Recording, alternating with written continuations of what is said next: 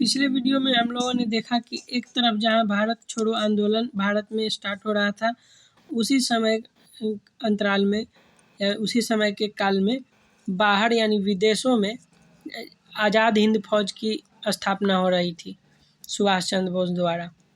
तो आज हम लोग देखेंगे, ये हम लोग देख चुके हैं कि कैसे ब्रिटिश द्वारा भारतीयों को युद्ध में भाग लेने के लिए मनाने के प्रयास में अगस्त प्रस्ताव, क्रिप्स मिशन लाया गया और इसके असफल हो जाने के बाद व्यक्तिगत सत्याग्रह की शुरुआत की जाती है भारतीयों द्वारा। और उसी के क्रम में भारत छोड़ो आंदोलन बाद में 1942 में शुरू होता है। तो ये हम लोगों ने देख लिया पिछले वीडियो में। अब हम देखेंगे कैसे विदेश में क्या हो रहा था द्वितीय विश्व युद्ध के समय में। तो उस समय द्वितीय विश्व युद्ध के समय में आज़ाद हिंद फौज के माध्यम से भारत को स्वतंत्र कराने का प्रयास सुभाष चंद्र बोस द्वारा किया जा रहा था। उसके बाद जापान का भारतीय क्षेत्र में अभियान हो रहा था, मतलब जापान भी भारतीय क्षेत्र पर अधिकार करने के लिए तत्पर था, एक के बाद एक बढ़े जा रहा था भारत की तरफ। तो ये अंग्रेज़ों के खिलाफ था जापान, और इसीलिए अंग्रेज़ों के खिलाफ सुभाष चंद्र बोस या भारतीयों ने उनका समर्थन प्राप्त करने के लिए जापान से सहायता प्राप्त की। तो आइए देखते हैं सुभाष चंद्र बोस के बारे में और आज़ाद हिंद फौज के बारे में। सुभाष चंद्र बोस का जन्म 23 जनवरी 1897 में कटक उड़ीसा में हुआ था। पिता जानकीनाथ बोस थे, वकील थे। माता प्रभावती बोस थी।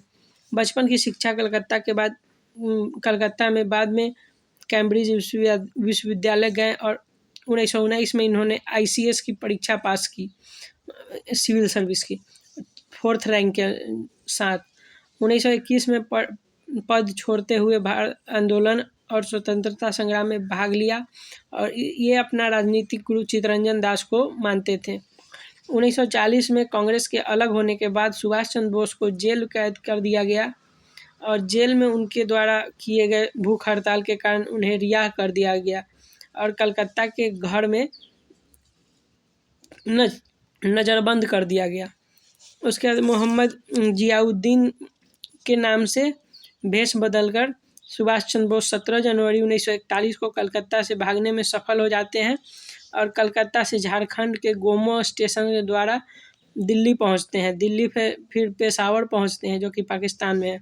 फिर वहां से रूस पहुंचते हैं। रूस में सहायता नहीं मिलने के बाद वे जर्मनी पहुंचते हैं। जर्मनी में भी हिटलर की उतनी सहायता नहीं मिलने के बाद वे जापान पहुंचते हैं और जापान में आज़ाद हिंद फौज के नेतृत्व को संभालते हैं और वहाँ से स्वतंत्रता के एक नई चिंगारी के रूप में आज़ाद हिंद फौज को गठित करके स्वतंत्रता का प्रयास करते हैं।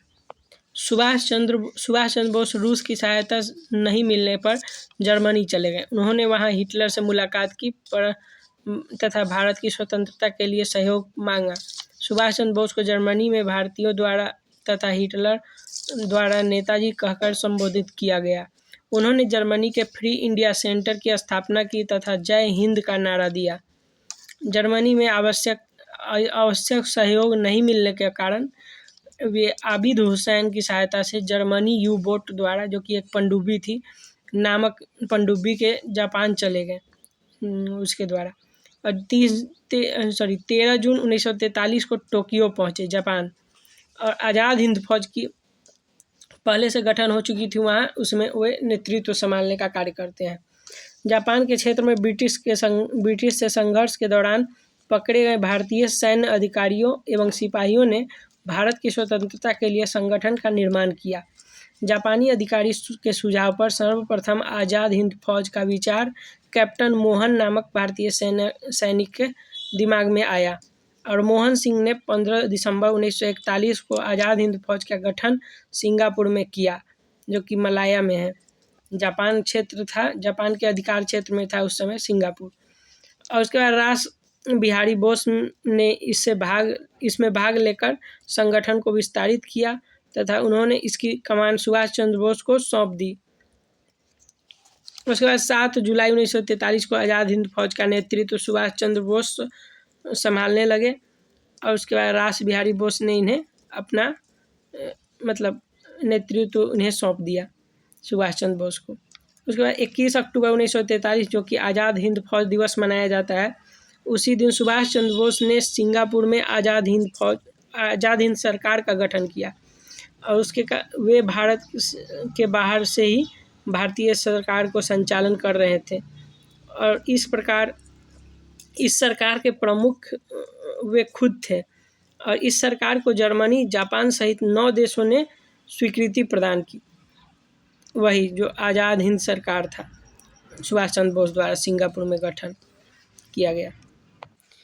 आज़ाद हिंद फौज में सेना की संख्या बढ़ाई गई। Rani Laxmibai brigade, Subhash brigade, Nehru brigade तथा गांधी ब्रिगेड का गठन किया गया। आज़ाद हिंद फौज का मुख्यालय रंगून को बनाया गया, जो कि हिंदुस्तान से पास था इसलिए। और जापान की सहायता के लिए फौज अंडमान एवं निकोबार द्वीप समूह पर नियंत्रण प्राप्त कर लिया। जापान की सहायता से उनका फौज, जो आज़ाद हिंद फौज था, अंडमान एवं निकोबार में मतलब नियंत्रण प्राप्त कर लिया। बोस ने उनका नाम क्रमशः शहीद और स्वराज द्वीप रखा। जो अंडमान था उसका शहीद द्वीप और जो निकोबार था उसका स्वराज द्वीप नाम रखा। उन्होंने इसी संघर्ष के दौरान नारा दिया कि तुम मुझे खून दो, मैं तुम्हें आज़ादी दूंगा। सुभाष चंद्र बोस ने 6 जुलाई 1944 को गांधी जी को राष्ट्रपिता के नाम से रेडियो प्रसारण के संबोधित किया। उनके संघर्ष में सफलता के लिए आशीर्वाद मांगा। जापान की सहायता से फौज ने लगभग 1 वर्ष तक नागालैंड एवं मणिपुर को घेरे रखा। मई 1945 को अंग्रेजी सेना जापानी सेना पर हमला कर देती है और पूर्वोत्तर के क्षेत्र पीछे हटने पर विवश हो जाते हैं। 6 अगस्त 1945 को हिरोशिमा तथा 9 अगस्त 1945 को नागासाकी पर अमेरिका परमाणु बम गिरा देता है, जिससे जापान के युद्ध पर विराम लग जाता है। जापान युद्ध विराम की घोषणा कर देता है। सुभाष चंद्र बोस जापानी की मदद से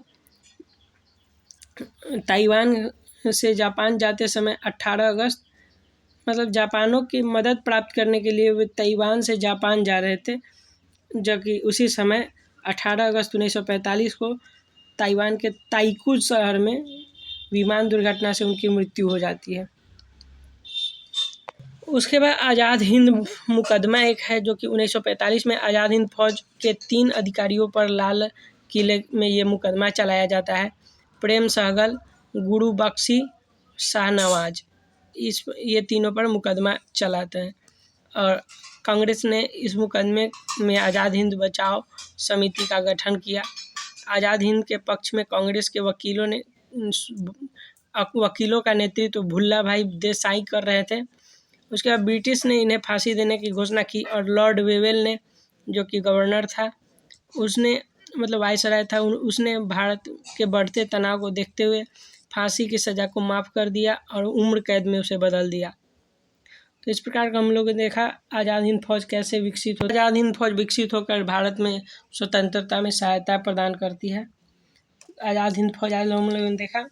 पिछले वीडियो में हम लोग भारतीय भारत छोड़ो आंदोलन में देख रहा था कि कैसे भारत छोड़ो आंदोलन का विकास होता है, उसका समापन। ये दोनों मेंस के पॉइंट ऑफ व्यू से ज़रूरी है और ये जो सुभाष चंद्र बोस और आज़ाद हिंद फौज है, ये पीटी मेंस दोनों के पॉइंट ऑफ व्यू से महत्वपूर्ण है।